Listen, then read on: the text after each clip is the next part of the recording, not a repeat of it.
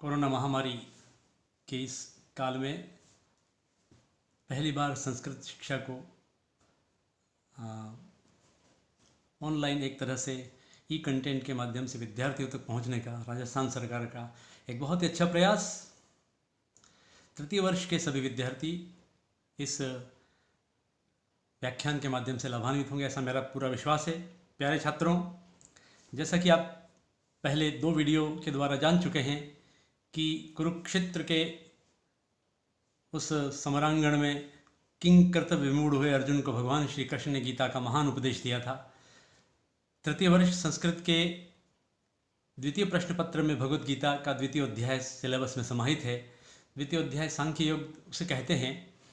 इसके 72 श्लोक हैं और एक एक श्लोक समुद्रवत विस्तीर्ण है। इसका यदि पूरा आस्वादन किया जाए ज्ञान, कर्म और भक्ति की दृष्टि से तो मानव महामानव के पथ पर आरूढ़ हो सकता है और जीवन धन्य हो सकता है। जैसा कि कहा गया है कि केवल ज्ञान से, केवल कर्म से या केवल भक्ति से कुछ नहीं होना है।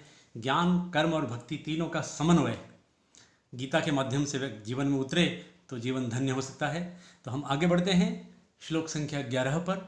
आइए, सबसे पहले हम आदर्श वाचन करेंगे। आदर्श वाचन का तात्पर्य मैं छात्रों को अनुष्टुप छंद में निहित ये श्लोक है 11वां। यहाँ से आत्मा के अमरत्व का उपदेश शुरू होता है। आत्मा का अमरत्व गीता का महान उपदेश है। ये कठोपनिषद में जैसे यम नचिकेता संवाद में यम ने नचिकेता को पाठ पढ़ाया है, ठीक वैसा ही पाठ यहाँ भगवान श्री कृष्ण ने अर्जुन को पढ़ाया है। तो आइए, सबसे पहले मैं अपना तानपुरा शुरू करता हूँ। मेरे पीछे पीछे सभी छात्र बोलेंगे, बड़ा आनंद आएगा। श्री कृष्ण कहते हैं, अशोचानन्वशोचस्त्वं प्रज्ञावादांश्च भाषसे गतासून गतासुश्च नानुशोचन्ति पंडिताः। छात्रों की बारी है, कैसे बोलेंगे? अलग अलग करके, पदच्छेद करके। श्लोक ई कंटेंट के रूप में सामने पृष्ठ पर। अशोचान अन्वशोचः त्वं प्रज्ञावादांश्च भाषसे गतासून अगतासूंश्च न अनुशोचन्ति पंडिताः। श्रीकृष्णः किं कथयति? श्रीकृष्णः भगवान् केशवः मधुसूदनः अरिसूदनः श्रीकृष्णः अर्जुनं प्रति कथयति यत् हे अर्जुन, भो अर्जुन, त्वम् अशोचान अन्वशोचः। त्वं ये विषयाः शोक कर्तुं योग्याः न सन्ति, तान् प्रति त्वम् अनुशोचसि। अशोचान अन्वशोचस्त्वं पुनः प्रज्ञावादान् वद्भाषसे। तुम बड़े बड़े प्रज्ञावादों की तरह, पंडितों की तरह बहुत भाषण कर रहे हो। तो गतासून अगतासूंश्च न अनुशोचन्ति पंडिताः। पंडिताः के सन्ति? ये गतासून अगतासूंच विषये शोकम न कुर्वन्ति ते पंडिताः। अर्थात जो जा चुके हैं, जो नहीं गए हैं, जो भूत और जो भविष्य के विषय में चिंता नहीं करे, वही पंडित है। अस्मिन् श्लोके भगवान श्री कृष्णेन पंडितस्य तात्विकी परिभाषा प्रदत्ता। कथयति किं कथयति? गतासून अगतासूंश्च न अनुशोचन्ति पंडिताः। गए हुए और नहीं गए हुए के विषय में शोक नहीं करे, वो पंडित है। किंतु आज वर्तमान में पंडित, हम चाय बनाने वाले को पंडित कहते हैं, खाना बनाने वाले को पंडित कहते हैं। महाराज देखिए, भाषा ने अपना कितना अनर्थ कर दिया। भाषा ने अपना पथ छोड़ दिया, शब्द रूढ़ हो गए। पंडित कौन है वास्तव में? जो शोक नहीं करने योग्य विषय पर शोक करने योग्य विषय पर शोक करे, ठीक, लेकिन नहीं करने पर जो शोक नहीं करता है, और बड़ी बड़ी डींगे नहीं हाँकना, और गए हुए नहीं गए हुए के विषय में, अतीत और अनागत की चिंता नहीं करना। बहुत बढ़िया श्लोक है आत्मा के अजरत्व अमरत्व के विषय में। एक बार फिर से इसमें कोई काठिन्य हो तो फिर से हम इसका समाधान करते हैं। आप ये कंटेंट के रूप में सामने श्लोक है अनुष्टुप छंद में 8 वर्ण में बोलेंगे मेरे साथ। अशोचान अन्वशोचः त्वं प्रज्ञावादांश्च भाषसे गतासून अगतासूंश्च न अनुशोचन्ति पंडिताः। ठीक, ये तो इसकी रागात्मक शैली का वर्णन था। यह श्लोक भगवद गीता के द्वितीय अध्याय सांख्य योग नामक द्वितीय अध्याय का 11वां श्लोक है। इसके बारे में सांख्य योग का थोड़ा सा हमें निर्देश करना चाहिए कि इसे सांख्य योग क्यों कहते हैं। संख्या शब्द से, क्योंकि सांख्य दर्शन में 25 तत्वों का प्रतिपादन किया है, अतः सांख्य रूप में इसका प्रतिपादन हुआ है। क्योंकि आधा इसमें जो मटेरियल है वह सांख्य से है और आधा योग अर्थात कर्म योग से है। तो इसके बारे में कहा भी गया है कि दोषाणां च गुणानां च प्रमाणं प्रविभागतः कंचिदर्थम अभिप्रेत्य सासख्येतामुपधार्यताम्। अर्थात एक और इसका प्रतिपादन किया गया है कि अपने पराये के संबंध का मोह दूर करने के लिए सांख्य शास्त्र जैसा कोई ग्रंथ इस धरातल पर नहीं है, ऐसा कहा गया है। इसीलिए इसका नाम अर्जुन के उस मोह को, उस अवसाद को, कश्मल को, जैसा कि दूसरे तीसरे श्लोक में कहा है कि इस समय कश्मलम इदम कुतः, ये कश्मल तुम्हें, अवसाद तुम्हें इस विषम समय में अर्जुन कहाँ से प्राप्त हो गया।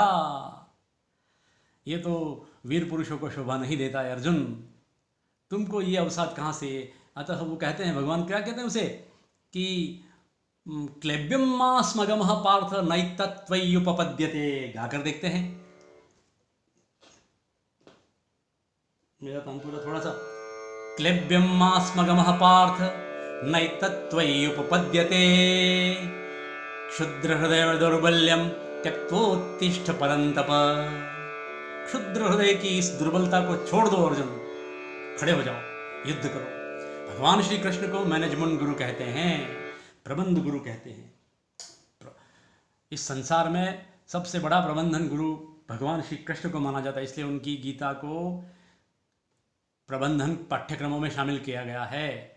विषम परिस्थिति में जो लोग हिम्मत हार जाते हैं उनके लिए गीता एक रामबाण औषधि है। उनके लिए यह ऐसा विपाक है जो उसे अंदर से तत्पर करता है, तैयार करता है। आइए आगे और बढ़ते हैं। इस प्रकार यह 11वां श्लोक, इसमें पंडित शब्द की परिभाषा को आदि शंकराचार्य ने अपने भाष्य में कहा है, उसका भी प्रतिपादन करना जरूरी है। बृहदारण्यकोपनिषद का उदाहरण देते हुए आदि शंकराचार्य कहते हैं कि पंडा आत्म विषया बुद्धि येषां ते ही पंडितः पांडित्यम निर्विद्य इति श्रुते है। अर्थात परमार्थ दृष्टि से आत्म विषयक बुद्धि का नाम ही पंडा है, और ऐसी पंडा बुद्धि जिनमें है उन्हें पंडित कहते हैं। तो इस श्लोक के माध्यम से हम अंदर आई हुई सभी बातों का विमर्श करेंगे, यही हमारा उद्देश्य है। सभी छात्र लाभान्वित होंगे, मेरे साथ गाएंगे, क्योंकि गीता गान करने का विषय है, अपनाने का विषय है। गान करते हुए ज्ञान रूप में हमारे आचरण में आए तो जीवन धन्य है। हम कर्म पथ पर आगे बढ़ करके अपने इस जीवन को धन्य कर सकते हैं, क्योंकि केवल ज्ञान, केवल भक्ति, केवल कर्म अकेले कहीं नहीं होंगे। ज्ञान भक्ति कर्म का समन्वय, जैसे पहले कहा था मैंने, एक बार फिर से आगे बढ़ते हैं इस श्लोक का ई कंटेंट के रूप में। क्योंकि इस श्लोक की परीक्षा में संस्कृत व्याख्या पूछी जाती है, मैं आपके छात्रों के लिए उस संस्कृत व्याख्या का यहाँ थोड़ा सा जो मटेरियल है उपलब्ध करा देता हूँ। देखिए, प्रसंग रूपेण महाभारतस्य संदेशानां संकल्पानां द्राक्षापाक रूपेण विश्रुता। गीता किमस्ति?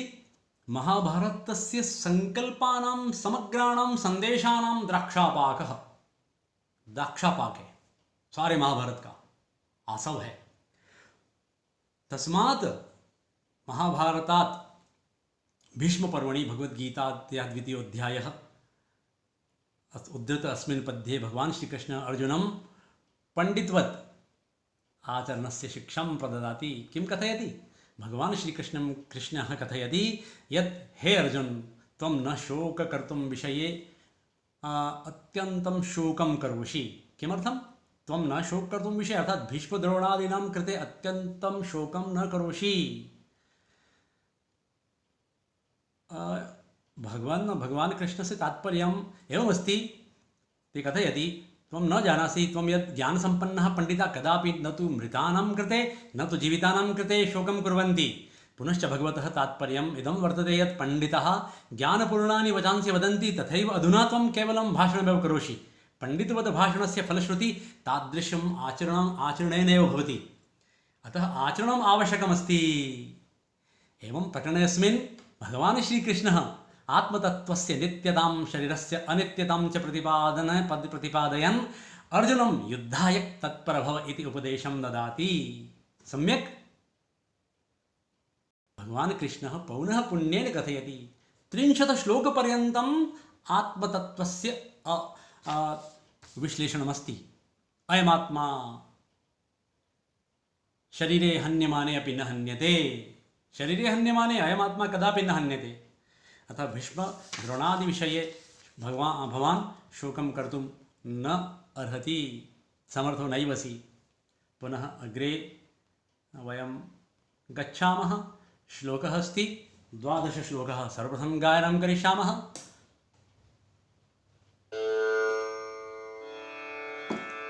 सर्वे छात्राः सर्वप्रथमं श्रूयन्तां। श्लोकोऽयम् अनुष्टुप्छन्दः। अनुष्टुप् किम्? अष्टवर्णः, अष्टाक्षरावृत्ति इति कथयति। गीता सुगीता कर्तव्या, गीता सुगीता इति कर्तव्यः।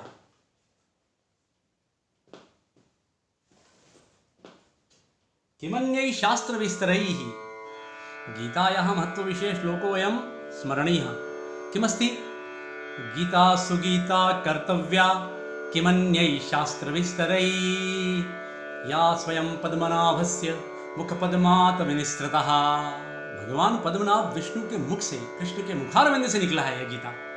इसलिए इसको गान करते हुए पढ़ा जाए, समझा जाए, जीवन में उतारा जाए तो कोई मोह का स्थान नहीं रहेगा। मोह से मुक्ति कर्म युक्ति ही गीता है। आइए पढ़े। नत्वेवाहं जातु नासम। मेरा तान पूरा बंद हो जाता है बार बार।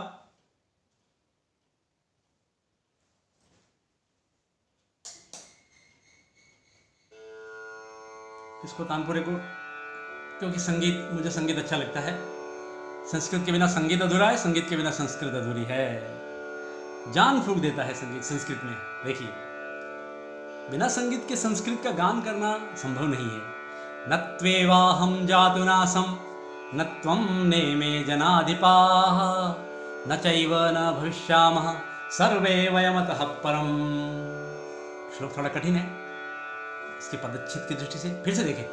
नत्वेवाहं जातु नासं न त्वं नेमे जनाधिपाः न चैव न भविष्यामः सर्वे वयमतः परम। पदच्छेद करके एक बार बोलते हैं। न तु एव अहं जातु न आसं न त्वं न इमे जनाधिपाः न च एव न भविष्यामः सर्वे वयम अतः परम। यदि पदच्छेद कर दिया जाए तो भी श्लोक का अर्थ स्पष्ट हो जाता है। कैसे? देखते हैं। भगवान श्री कृष्ण किं कथयति अस्मिन् श्लोके? अर्जुनं कथयति, हे अर्जुन, न तु एव अहं जातु न आसं न त्वम् इमे जनाधिपाः। न तु एव अहं जातु न आसम्, एवं नास्ति यत् अहं न आसं प्राक्, न त्वं न इमे जनाधिपाः। समझिए श्लोक को। भगवान कृष्ण को ऐसी बात नहीं है अर्जुन कि मैं पहले नहीं था, तुम पहले नहीं थे, ये जनाधिप, ये जो प्रतिपक्षी जो कुरुक्षेत्र में कौरव सेना के सेनापति खड़े हुए हैं, द्रोण भीष्म आदि, ये पहले नहीं थे। मैं भी था, तुम भी थे, ये सब पहले भी थे। और न चैव न भविष्यामः, ऐसी बात भी नहीं है कि आगे नहीं होंगे, मैं नहीं होऊंगा, तुम नहीं होगे आगे, ये सभी नहीं होंगे। चौथी पंक्ति देखिए, सर्वे वयम अतः परम। आत्मा रूप में हम सब पहले भी थे, अभी हैं, आगे भी रहेंगे। का परिवेदना, का चिंता, युद्धम कुरु। प्रत्येक श्लोकस्य संदेश रूपेण भगवान श्री कृष्ण अर्जुनं कथयति यत् युद्धाय कृत निश्चय भव पार्थ। युद्ध लड़ो, युद्ध करो, आसन्न युद्ध करो हे अर्जुन। ऐसी बहकी बाकी बातें मत करो। भगवान यहाँ आत्मा और शरीर का बहुत अंतर समझाते हुए कह रहे हैं कि हम आत्म रूप में पहले थे, हम सब अभी हैं। ऐसी बात नहीं है कि पहले नहीं थे और आगे नहीं होंगे, पहले भी थे, आगे भी रहेंगे। अभी वर्तमान रूप में अभी हैं, हम शरीर रूप में हैं, आत्मा रूप में पहले भी थे। अभी अंतर इतना है कि अभी शरीरधारी, इस देही का यह शरीर है, आगे कोई शरीर चेंज हो जाएगा। देखिए, इसलिए आत्मा की त्रैकालिक सत्ता का प्रतिपादन भगवान श्री कृष्ण कर रहे हैं इस श्लोक में।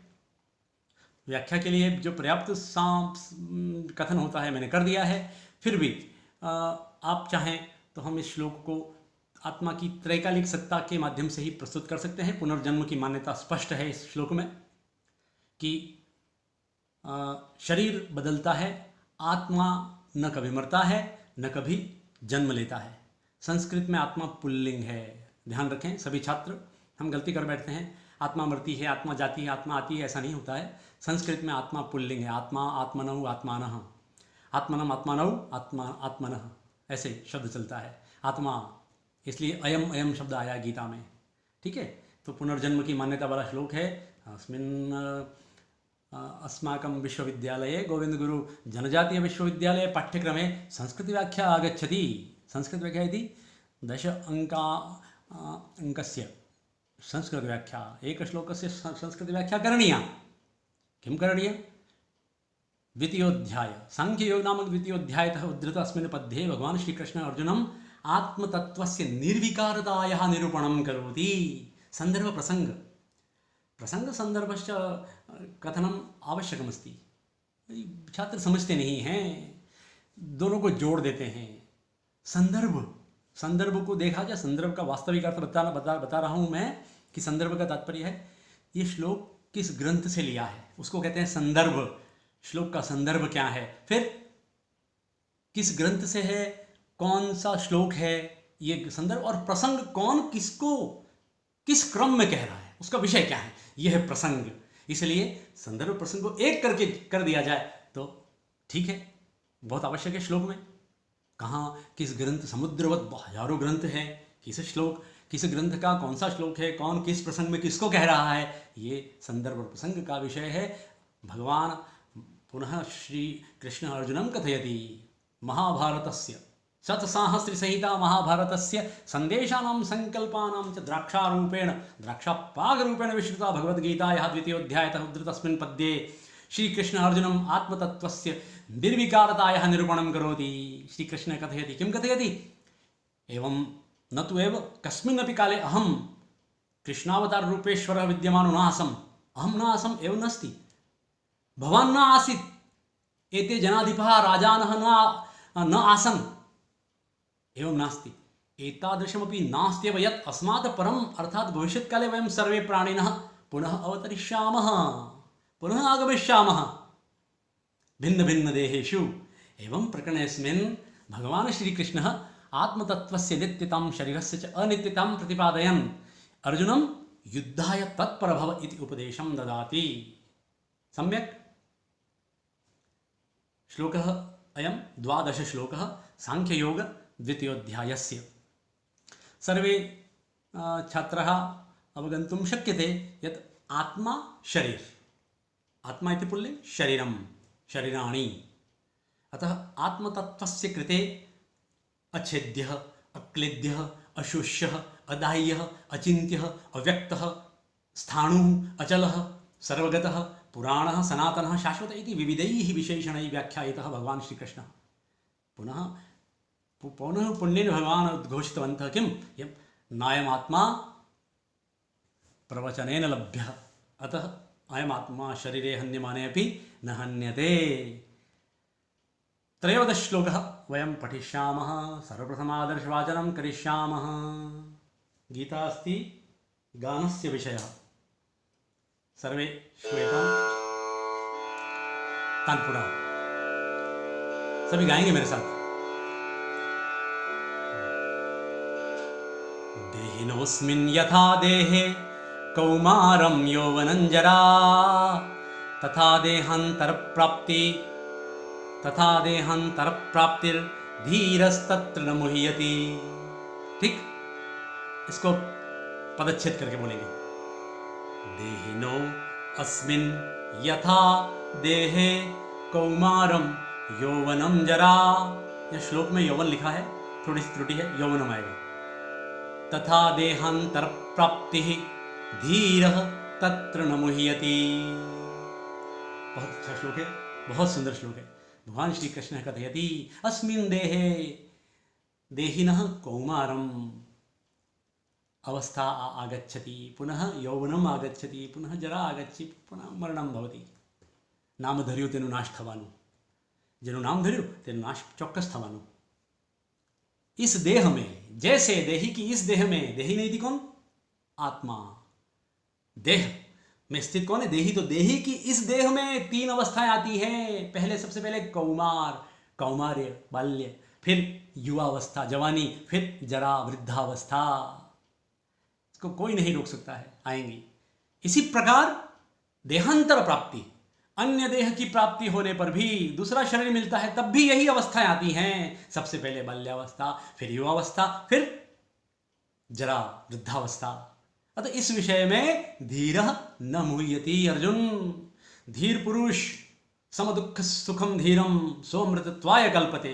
जो धीर पुरुष है, सुख दुख में समान रहता है, सुख में हर्षाता नहीं है, दुख में घबराता नहीं है, ऐसा धीर पुरुष, विवेकी पुरुष, धैर्यमान, धीमान, इस विषय में मोहित नहीं होता है, दुखी नहीं होता है, अवसादग्रस्त नहीं होता है. तो इस मृत्यु के विषय को बहुत ज़्यादा हाय तौबा मचा करके ऐसा नहीं करना चाहिए, क्योंकि इस जन्म में 3 अवस्थाएं आती हैं, न दूसरे जन्म में शरीर प्राप्ति में भी यही अवस्था आती हैं. भगवान श्री कृष्ण ने इन 3 अवस्थाओं का, जीवात्मा की इन 3 अवस्थाओं का बड़ा सुंदर तरीके से बोध कराया है. ये भी गीता का बहुत प्रसिद्ध श्लोक है. आइए आगे बढ़ते हैं. संस्कृत व्याख्यायाः कृते श्लोकस्य किंचित् आवश्यकमस्ति. यतोहि भगवान् शंकराचार्यः भाष्यरूपेण कथयति अस्मिन् श्लोके यत् तत्त्वज्ञानस्य किं वा आत्मतत्त्वस्य निरूपणार्थं भगवान् कृष्ण शंकराचार्येण उक्तं यद् येन प्रकारेण देहिनः प्राणिनः अस्मिन् वर्तमाने शरीरे शिशुत्वम् अवस्थायाति, प्रौढत्वं, वार्धक्यम् इति अवस्था परिवर्तनं भवति, तेन प्रकारेण, तेनैव प्रकारेण अपर शरीर प्राप्ति भवति. तस्मिन् अपि शरीरे प्रथमं शिशुत्वं, प्रौढत्वं, पुनः वार्धक्यम् आयाति. तत्त्वज्ञः, तात्विक पुरुषः तस्मिन् विषये मोहितः न भवति. अतः हे अर्जुन, भगवान श्री कृष्ण कथयति. अतः अर्जुनम् उपदिशति. किं कथयति भगवान्? आत्मतत्त्वस्य विषये भगवान् वारं वारं वदति यत् युद्धाय कृतनिश्चय भव अर्जुन, युद्धाय तत्परो भव. आत्मा का कभी कोई नाश नहीं होता है. ना आत्मा आता है, न जाता है, न मरता है, न जन्मता है. ये सदैव रहता है. अजो नित्यः शाश्वतोऽयं पुराणो न हन्यते हन्यमाने शरीरे. सभी श्लोक चैन की तरह हैं. हम इन श्लोकों को चैन की तरह लेना है हमें. ये कैसे कि किसी एक श्लोक से नहीं बनेगा. ये बहुत अच्छा श्लोक आ रहा है गीता का. आइए, ये हम इस श्लोक को, मेरे पास मैंने स्वयं मेरी व्याख्या की हुई पुस्तक है भगवद गीता द्वितीय अध्याय, हिमांशु प्रकाशन, उदयपुर नई दिल्ली ने इसका प्रकाशन किया है. मुझे खुशी है कि 2020 में इस पुस्तक का प्रकाशन हिमांशु प्रकाशन ने किया था. उसका PDF मेरे पास है. मैं आपको स्क्रीन रिकॉर्डर के माध्यम से इस समय ये तीसरा वीडियो आपके सामने शेयर करने जा रहा हूँ. आइए पाठ करें. बहुत अच्छा श्लोक है, 14 श्लोक. कैप्सूल्स हैं, कैप्सूल्स. ये ऑटोथेरेपी है गीता की. कहते हैं ना, गीता जितनी भारत में प्रसिद्ध नहीं है उतनी विदेशों में प्रसिद्ध है, पाश्चात्य जगत में प्रसिद्ध है. लोगों ने उसको आचरण में लिया है. कई देश हमसे आगे बढ़ गए हैं कर्म क्षेत्र में. हम केवल गान करते रह गए, ऐसी बात नहीं है. भक्ति के साथ कर्म को ले लिया जाए तो हम विश्व गुरु की उस पदवी को फिर से प्राप्त कर लेंगे. क्या कह रहे हैं भगवान कृष्ण अर्जुन को? आज का अर्जुन, देखिए फिल्म भी तो नाम, एक फिल्म का नाम भी तो है आज का अर्जुन. हर परिस्थिति, विषम परिस्थिति में, परिस्थितियों से समाज में विभिन्न प्रकार की अपसंस्कृतियां हैं, समस्याएं हैं, उनसे लड़ रहा हर व्यक्ति अर्जुन है. जो सत्य तत्व के लिए लड़ रहा है वो अर्जुन है. जो सत्य के लिए लड़ रहा है वो अर्जुन है. हर व्यक्ति को जो सत्य के लिए, उसको अपने आप को अर्जुन मानना चाहिए और गीता को भगवान कृष्ण का उपदेश मान करके उसका आचरण धर्म का पालन करना चाहिए. सबसे पहले ये श्लोक 14 श्लोक है, इसको आगे गान करें हम. मात्रा स्पर्शास्तु कौन्तेय शीतोष्ण सुख दुःखदा आगमपायिनो नित्या आगमपायिनो नित्यास्तान्तितिक्षस्व भारत। मैं विद्यार्थी था, आप लोगों को अपनी प्रशंसा स्वयं नहीं करूं, लेकिन मैं जब विद्यार्थी था तृतीय वर्ष के, उस समय मुझे 72 श्लोक कंठस्थ थे, आज भी कंठस्थ हैं। एक बार कंठस्थ होते हैं तो हमेशा के लिए कंठस्थ होते हैं। मुझे इन श्लोकों से बहुत प्यार है। देखिए इनमें क्या ऑटोथेरेपी है। मात्रा स्पर्शा, एक बार फिर से पाठ करेंगे पदच्छेद को तो अलग करके। मात्रा स्पर्शास्तु कौन्तेय शीतोष्णं सुख दुःखदा आगमपायिनो नित्यास्तानतितिक्षस्व भारत। भारत भारत इति संबोधन कस्य कृते? अर्जुनस्य कृते। भगवान श्री कृष्णेन प्रयुक्तः। भगवान श्री कृष्ण अर्जुनं भारत इति संबोधनेन कथयति यद् हे भारत मात्रा स्पर्शः। इमे मात्रा स्पर्शः, ये मात्रा स्पर्श नए शब्द हैं, इनको याद करना पड़ेगा। मात्रा इति किम? इंद्रियाणि। और स्पर्श का मतलब विषय। इंद्रिय कितने हैं? पंच ज्ञानेन्द्रिय, पंच कर्मेंद्रिय और एक मन, एकादश इंद्रिय और उनके विषय श्रोत त्वक चक्षु जीवा नासिका वाक पाणी पाद पायु उपस्थ। ये पंच ज्ञानेन्द्रिया पंच कर्मेंद्रिय मन उभयात्मक है, ज्ञानेन्द्रिय भी है और कर्मेंद्रिय भी है, इसलिए एकादश इंद्रिय और उनके विषय। पंच ज्ञानेन्द्रियों के विषय क्या है? शब्द स्पर्श रूप रस गंध। हमारा मन उनमें भटकता रहता है। मात्रा स्पर्शास्तु कौन्तेय शीतोष्णं सुख दुःखदा। ये हे कौन्तेय, पहली पंक्ति में कौन्तेय संबोधन है। कुंती पुत्र अर्जुन, कुंती ढक इति कौन्तेय, है ना। ढक, ढक प्रत्यय अपत्यार्थक में लगता है, है ना। इसका सूत्र है एकदम मेरे ध्यान में नहीं आ रहा है, लेकिन इसका अतईय, अतईय कि फिर मैं थोड़ा सा गलती कर रहा हूँ। अतईय नहीं, यहाँ वेनतेय, विनता ढक इति वेनतेय, कुंती ढक कौन्तेय, माद्री ढक माद्रेय, राधा ढक राधेय इति कुंती ढक इति कौन्तेय। तो यहाँ ढक प्रत्यय है। तो हे कौन्तेय, मात्रा स्पर्शास्तु कौन्तेय। हे कौन्तेय, ये इंद्रिय और उनके विषय शीत भी प्रदान करते हैं, उष्ण भी प्रदान करते हैं। शीतोष्ण, गर्मी भी देते हैं, सर्दी भी देते हैं, सुख भी देते हैं, दुख भी देते हैं। यहाँ ये प्रतीकात्मक शब्द हैं। शीत का तात्पर्य मंदता, स्वभाव में मंदीपन, उष्णता अभिमान गर्मी। सुख भी देते हैं, दुख भी देते हैं। आगम आने वाले हैं, अपायिन जाने वाले हैं, आते रहते हैं जाते रहते हैं, अनित्य हैं, नित्य नहीं हैं, हमेशा रहने वाले नहीं हैं। ये इंद्रिय और विषय, इंद्रिय और उनके विषय आने वाले जाने वाले, हंसाते हैं रुलाते हैं। तान तितिक्षस्व भारत, हे भारत उनको सहन करो। बहुत बढ़िया श्लोक है। थोड़ा सा धन प्राप्त कर लेता है व्यक्ति, ऐश्वर्य प्राप्त कर लेता है तो आसमान में उड़ता है। ऐसा नहीं करना चाहिए, जमीन पर पांव रख कर के चलना चाहिए कि खुद ही को कर बुलंद इतना कि खुदा खुद बंदे से पूछे बोल तेरी रजा क्या है।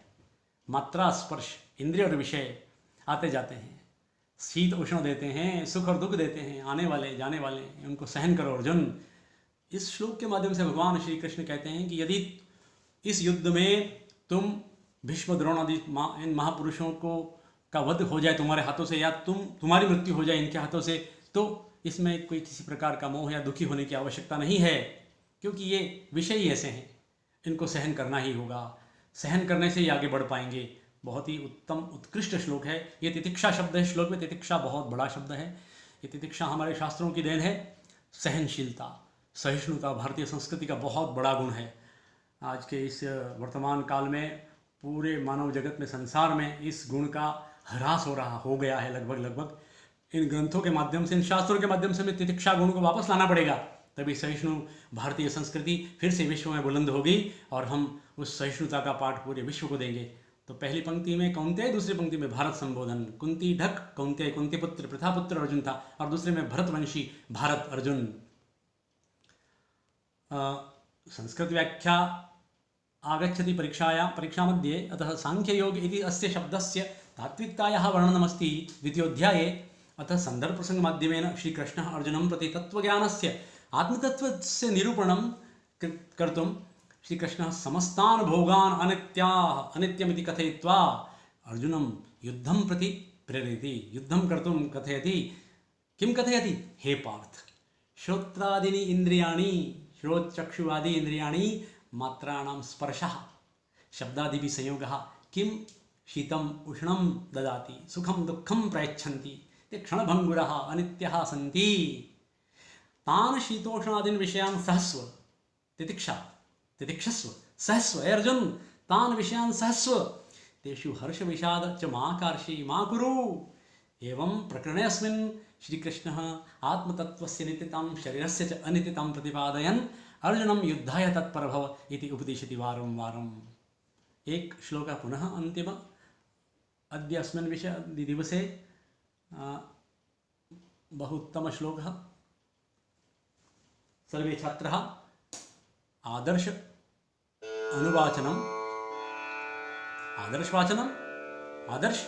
अनुकरणवाचनमपि आवश्यकमस्ति संस्कृते।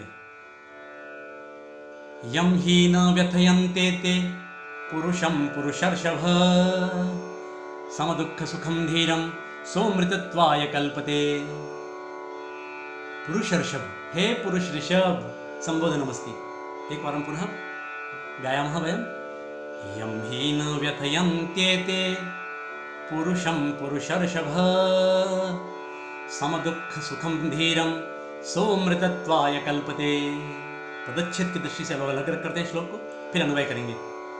यं हि न व्यथयन्ति एते पुरुषं पुरुषर्षभ समदुःखसुखं धीरं सो अमृतत्वाय कल्पते।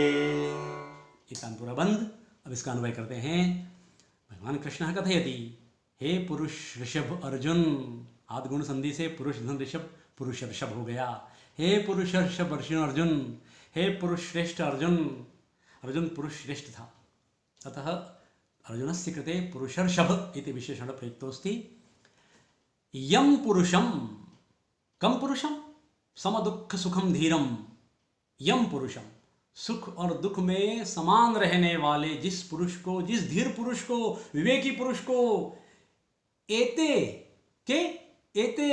न व्यथयन्ति। एते यदि पूर्व श्लोक में कौन सा श्लोक? मात्रा स्पर्शः, मात्रा और स्पर्श, इंद्रिय और उनके विषय जिसे नहीं सताते हैं, एते श्रोत्रा मात्रा स्पर्शः यम न व्यथयन्ति, जिसे व्यथित नहीं करते हैं, जिसे परेशान नहीं करते हैं, जिस पुरुष को, जिस व्यक्ति को ये इंद्रिय और इसके विषय दबाते नहीं, हंसाते नहीं, रुलाते हैं, समान रहते हैं। अर्थात जिस व्यक्ति को ये परेशान नहीं करते हैं, दुखी नहीं करते हैं, परेशान नहीं करते, ऐसा सम सुख और दुख में समान रहने वाला धीर पुरुष ही अमृतत्व के लिए योग्य होता है। वही अमरता का अधिकारी है, वही मोक्ष के लिए समर्थ है, उसी को ब्रह्म ज्ञान की प्राप्ति हो सकती है, आत्मज्ञान की प्राप्ति हो सकती है। यहाँ अमृतत्वाय कल्पते का अर्थ है वही ब्रह्म ज्ञान का साधक है। ब्रह्म ज्ञान, ये जो अध्यात्म है, अध्यात्म का सच्चा साधक वही हो सकता है जो सुख और दुख में न हर्षाए न घबराए, धीर बना रहे, जिसे इंद्रिय और उनके विषय जिसे प्रभावित नहीं करें। अमूमन सामान्य आदमी सुख आने पर आपा खो बैठता है और दुख आने पर घबरा जाता है। अतः भगवान कहते हैं कि अध्यात्म का अमृत उसी को मिल सकता है जो सुख और दुख में समान रहे, सुख में हर्षाना नहीं, दुख में घबराना नहीं। तो बहुत अच्छा श्लोक है। इसकी संस्कृत व्याख्या की दृष्टि से हम थोड़ा सा इस पर प्रकाश डालें, क्योंकि परीक्षा मध्ये संस्कृत व्याख्या पृच्छति। सांख्य योग इति द्वितीयोऽध्यायतः भगवान श्री कृष्ण अर्जुनं कथयति यत् तत्त्वज्ञाता पुरुषस्य कृते धीर पुरुषस्य निरूपणं करोति।